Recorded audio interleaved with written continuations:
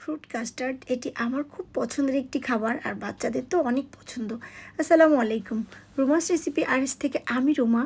খুব সহজে fruit custard কিভাবে তৈরি করা যায়, আমি কিভাবে তৈরি করেছি সেটি দেখাচ্ছি। চলুন রেসিপিতে চলে যাই। আমি প্রথমে ঘন দুধ নিয়েছি, গরুর দুধ নিয়েছি বেশি করে।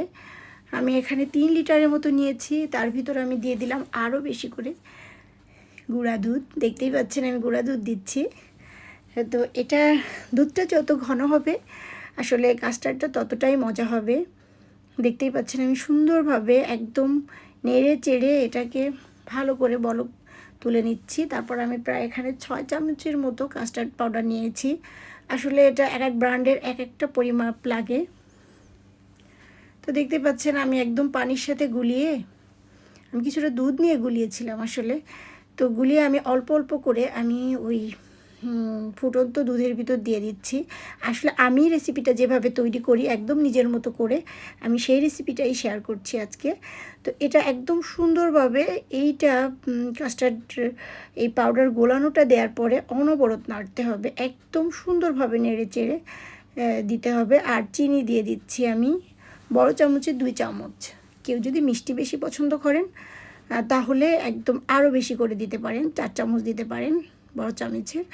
বাট আমি একটু কম পছন্দ করি কাস্টার্ডে, হালকা মিষ্টি হলে আমার কাছে খুব ভালো লাগে। যেহেতু দুধের একটা মিষ্টি আছে আর ফ্রুটসে তো আছেই।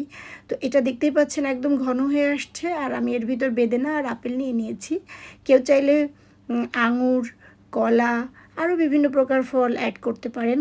তো এটা যখন ঠান্ডা হয়ে যাবে তখন কিন্তু খুব ভালো হয় খেতে, কিন্তু এখনই আমার এটা পরিবেশন করতে হবে। ঠান্ডা হওয়ার আর দেরি সহ্য করা যাবে না, যারা খাবে তারা এখনই খাবে। তো যাই হোক, আমি এখনই গরম গরম পরিবেশন করে দেখাচ্ছি। তাই দেখতে পাচ্ছেন কতটা ঘন হয়েছে। আর ঠান্ডা হলে কিন্তু খুব সুন্দরভাবে একদম মাখো মাখো হয়ে যাবে, তখন কিন্তু আরও ভালো লাগবে খেতে। তো আমি আপেলগুলো সুন্দর করে কুচি কুচি করে কেটে নিয়েছিলাম, ওগুলো আমি দিয়ে দিলাম ফ্রুট কাস্টার্ডের উপর। আর বেশি করেই দিচ্ছি আপেল আর বেদেনা। এই সুযোগে কিন্তু বাচ্চাদের ফলটাও খাওয়ানো হয়ে যায়। যারা ফ্রুটস খেতে চায় না তাদের কিন্তু এভাবে করে খুব সহজেই বিভিন্ন প্রকার ফ্রুটস মিশিয়ে এর ভিতর দিলে বাচ্চারা একদম নিমেষেই খেয়ে নেয়। তো দেখতে পাচ্ছেন কতটা চমৎকার হয়েছে, আর খেতে কিন্তু খুবই ইয়ামি হয়েছিল। মাশাআল্লাহ মাশাআল্লাহ। তো আশা করি ট্রাই করবেন রেসিপিটি। Thanks for watching. আজকের মতো আমি বিদায় নিচ্ছি রুমা। আল্লাহ হাফেজ। আবার কোনো নতুন রেসিপি নিয়ে ইনশাআল্লাহ হাজির হয়ে যাব।